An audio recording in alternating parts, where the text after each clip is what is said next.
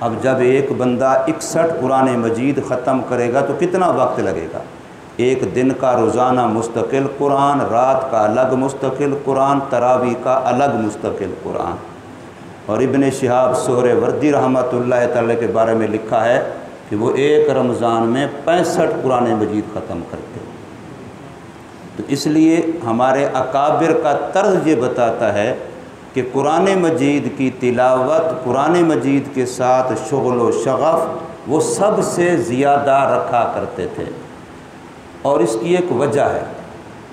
کلام کوئی بھی ہوتا ہے وہ متکلم کے اندر سے نکلتا ہے۔ مثلا میں ابھی بول رہا ہوں تو میرا بولنا میرے اندر سے نکل رہا ہے، میرے دل دماغ سے نکل رہا ہے۔ تو بولنے والے کا بولنا اس کے اندر سے نکلتا ہے۔ قرآن اللہ کا کلام ہے، سب سے پہلے اس کو خود اللہ نے بولا ہے۔ تو جب اللہ اس کا خود متکلم ہے، یہ اللہ کا کلام ہے، تو گویا یہ اللہ کے اندر سے، باطن سے نکلا ہوا ہے۔ پھر جب قرآن مجید کو اتارا گیا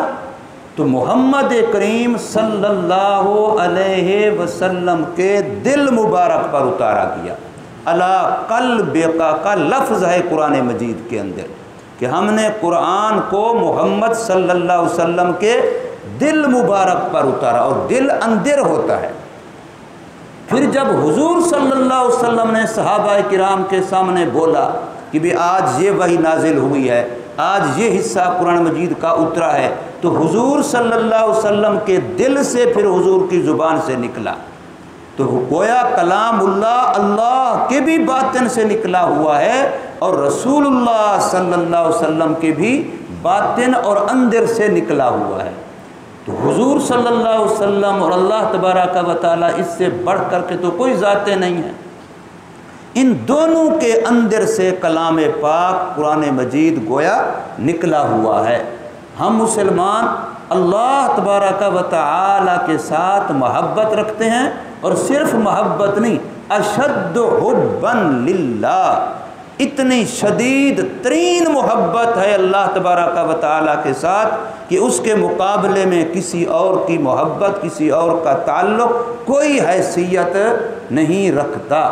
اسی طریقے سے رسول اللہ صلی اللہ علیہ وسلم کے ساتھ بھی ہماری ایسی محبت ہے کہ اس کے مقابلے میں اپنی اولاد، اپنے ماں باپ، حتیٰ کہ اپنی ذات، یہ بھی بعد میں ہیں۔ اللہ کے نبی محمد الرسول اللہ صلی اللہ علیہ وسلم سے اتنی زیادہ محبت یہ ایمان کی شرط ہے۔ آج ہمیں اگر پتہ چل جائے کہ پاکستان کے کسی کونے میں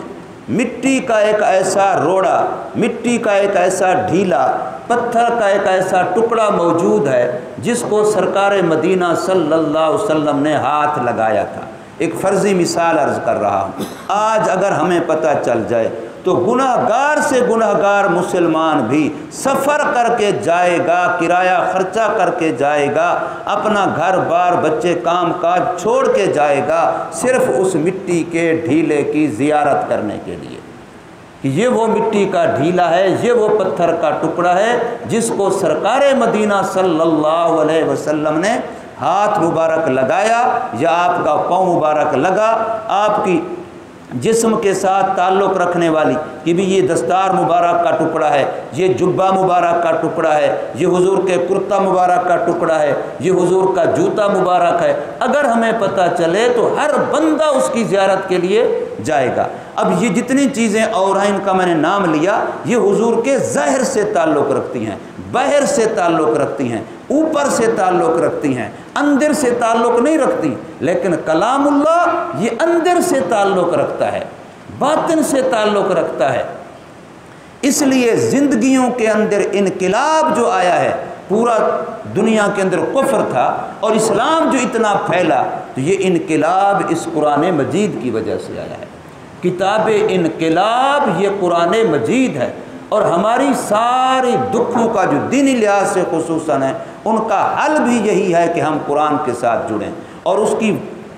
جو بیماری کی وجہ ہے وہ یہ ہے کہ ہم قرآن سے دور ہو گئے ہیں۔ ایک واقعہ ذہن میں آ رہا ہے، میں عرض کر دیتا ہوں 2 منٹ میں۔ ہمارے بزرگوں میں ایک بزرگ گزرے ہیں علامہ ابن جریر طبری رحمۃ اللہ تعالی علیہ، آج سے 1100 سال پہلے، یہ آج 1442 ہجری چل رہی ہے، وہ ہیں سن 400 ہجری کے، تو گویا 1100 سال پہلے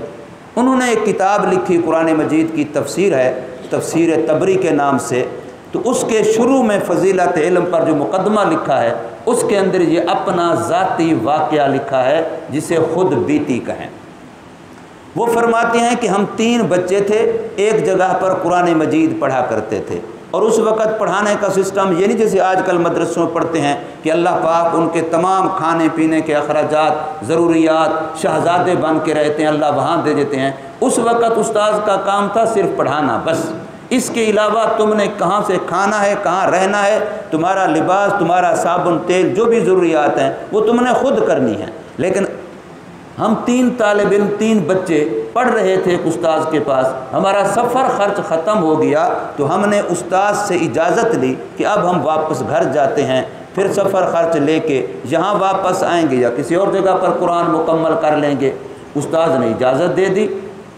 ہم باہر نکلے، سامنے ایک دکاندار تھا جس سے ہم سودا سلف لیا کرتے تھے، اس نے ہمیں دیکھا تو اس نے پوچھا کیا تمہاری پڑھائی مکمل ہو گئی؟ ہم نے کہا کہ نہیں۔ تو ہم نے اسے جب یہ بتایا، اس نے کہا پیسے تم میرے سے لے لو، اپنے پیسوں کی وجہ سے پڑھائی چھوڑ کے نہ جاؤ، تمہارا سب خرچ میں دیتا ہوں، تم خرچہ کرتے رہو، قرآن مکمل کرو، ورنہ تمہاری پڑھائی کا حرج ہوگا۔ لیکن ہم نے نہیں لیا، اس لیے کہ وہ مسلمان نہیں تھا دکاندار، ہم نے غیر مسلم کا احسان اپنے سر پہ لینا پسند نہیں کیا، ہم نے اس سے نہیں لیے۔ وہ ہمارے استاد صاحب کے پاس آ گیا کہ بھی آپ ان کو کہیں۔ استاد جی نے بھی کہا کہ بھی ہم بھی قرآن مجید کے لیے، دین کے لیے کافروں کا احسان سر پہ نہیں لیتے، یہ ہماری شریعت میں جائز نہیں ہے۔ تو انہوں نے بھی انکار کر دیا۔ آخر یہ کہ اس بندے نے بطور قرض کے پیسے دیے اور ہم نے پڑھنا شروع کر دیا کہ جب ہمارے پیسے آئیں گے تو ہم اس کا قرض واپس کر دیں گے، کیونکہ قرض کے لیے دنیاوی لین دین غیر مسلم کے ساتھ بھی جائز ہے۔ ہم پڑھ رہے تھے کہ ہمارا بندہ پیچھے سے ہماری خبر گیری کے لیے آیا، سفر خرچ بھی لایا، تو ہم نے وہ پیسے لیے اور دکاندار کے پاس پہنچ گئے کہ اپنا قرضہ واپس کرو۔ اس نے کہا کہ میں نے تو صرف بہانہ کیا تھا قرض کا، تم اس کے بغیر لیتے نہیں تھے، اس لیے میں نے اسی دن سے ارادہ یہی کیا تھا کہ واپس نہیں لوں گا، تو میں واپس نہیں لیتا۔ اب انہوں نے اصرار کیا کہ تم واپس لے لو، اس نے انکار کیا کہ میں واپس نہیں لیتا۔ اسی حال میں رات ہو گئی، صبح ہوئی، جیسے ہم مسجد میں بیٹھے ہیں، ایسے لکھا ہے انہوں نے اپنی کتاب میں کہ ہم بیٹھے تھے، ہمارے استاد صاحب کے پاس وہ بندہ آیا، وہ دکاندار روتا ہوا اور کہنے لگا قاری صاحب کلمہ پڑھاؤ۔ تو وہ مسلمان ہو گیا۔ استاد جی نے وجہ پوچھی تو کہتے ہیں رات کو رسول اللہ صلی اللہ علیہ وسلم کی زیارت ہوئی ہے اور سرکار مدینہ صلی اللہ علیہ وسلم نے فرمایا کہ تو نے میرے مہمانوں کی خدمت کی ہے، قرآن والوں کی خدمت کی ہے، قرآن کی عزت کی ہے، قرآن کا اکرام کیا ہے، تو اللہ تبارک و تعالی سے میں نے سفارش کی اور آپ کا نام جہنمیوں کے فہرست سے کٹوا دیا ہے۔ تو اس خواب کو میں نے دیکھا تو اب میں نے فیصلہ کیا کہ میں محمد صلی اللہ علیہ وسلم کا غلام بن کے جیوں، حضور صلی اللہ علیہ وسلم کا امتی بن کے جیوں۔ وہ مسلمان ہو گیا۔ اب یہ لکھتے ہیں کہ میں اس وقت تو بچہ تھا، ابھی قرآن مجید پڑھ رہا تھا، بعد میں اللہ نے اس کو محدث بنایا، مفسر بنایا، اس کی حدیث پاک کی بھی مستقل کتاب ہے اور تفسیر کی بھی مستقل کتاب ہے۔ بہت بڑا اپنے وقت کا یہ عالم تھا علامہ ابن جریر طبری رحمۃ اللہ تعالی علیہ۔ یہ فرماتے ہیں اللہ مجھے لے گیا حرمین شریفین، میں طواف کر رہا تھا تو طواف کرتے ہوئے میں نے دیکھا مقام ابراہیم کے قریب وہی شخص جو ہماری وجہ سے بظاہر بہانہ بنا مسلمان ہوا تھا وہ بیٹھا ہے۔ تو میں اس کے قریب گیا، میں نے بتایا کہ میں وہ بچہ ہوں جس نے تیرے سے پیسے لیے تھے۔ تو وہ حیران ہو گیا اور خوشی سے رونے لگ گیا اور کہنے لگا اللہ تمہارا بھلا کرے، یہ قرآن کی برکت ہے کہ اللہ نے مجھے قرآن کی وجہ سے نبی پاک صلی اللہ علیہ وسلم کی زیارت بھی کروائی، اللہ نے کفر سے نکال کے اسلام والی زندگی بھی عطا فرمائی، اور آج اپنے خاندان اور گھر کے 13 بندے لے کر کے کعبہ میں بیٹھا ہوں، یہ اس قرآن کی برکت ہے۔ یہ قرآن مجید کی برکت ہے۔ تو اس لیے میرے بھائیوں، قرآن مجید کے ساتھ جڑنا کہ ہماری آنکھیں قرآن دیکھیں، ہماری زبان قرآن بولے، ہمارے کان قرآن سنیں، ہمارا دل دماغ قرآن کو سوچے، ہم اپنے وجود کے اعضاء کے ساتھ قرآن پر عمل کریں، ہمارے گھروں کے اندر قرآن کی آواز ہو، قرآن کا چرچا ہو، تو یہ ایسی چیز ہے جو کتاب انقلاب ہے، اور یہ وہ چیز ہے جو ہمارے لیے باعث نجات ہے۔ حدیث پاک مشہور ہے، آپ نے کئی دفعہ سنی ہوگی کہ قرآن مجید پڑھنے والا ایک بچہ یا کوئی بھی آدمی ہو، بچہ ہو بڑا ہو، لیکن ہو قرآن کا طالب، قرآن کا سیکھنے والا، کسی قبرستان کے اندر سے گزر جائے تو اس قبرستان میں جتنے مردے مدفون ہوتے ہیں ان میں کوئی مسلمان اگر اعمال کے لحاظ سے کمزوری کی وجہ سے عذاب قبر میں مبتلا ہو تو اللہ اس قرآن والے کے قدموں کی برکت سے اس قبرستان والوں سے عذاب قبر ختم فرما دیتے ہیں۔ تو آپ اندازہ لگائیے کہ میت تو کئی فٹ زمین کے اندر نیچے ہے جہاں اس کو دفن کیا گیا ہے، یہ تو اوپر سے گزر رہا ہے، تو اس کے قدموں کی برکت اتنی ہے کہ اس کی وجہ سے عذاب قبر ختم ہو رہا ہے دوسروں کا، تو اس کی اپنی کیا شان ہوگی، اور جس گھر میں یہ رہتا ہوگا، جس گلی محلے میں یہ رہتا ہوگا، ان کی کیا عظمت اور شان ہوگی، اور ان کو اس کی وجہ سے کیا برکتیں ملتی ہوں گی۔ اس لیے قرآن مجید ایسی کتاب ہے کہ جس کے ساتھ جو چیز بھی جڑ جاتی ہے وہ عظمت اور شان والی بن جاتی ہے۔ اللہ تبارک و تعالی ہمیں بھی قرآن مجید کے ساتھ ایسا تعلق، محبت والا، عقیدت والا، اتباع والا، فرما برداری والا، قرآن مجید کے والے ہمارے اخلاق، اعمال، عقائد بن جائیں، اللہ پاک ہمیں نصیب فرمائے۔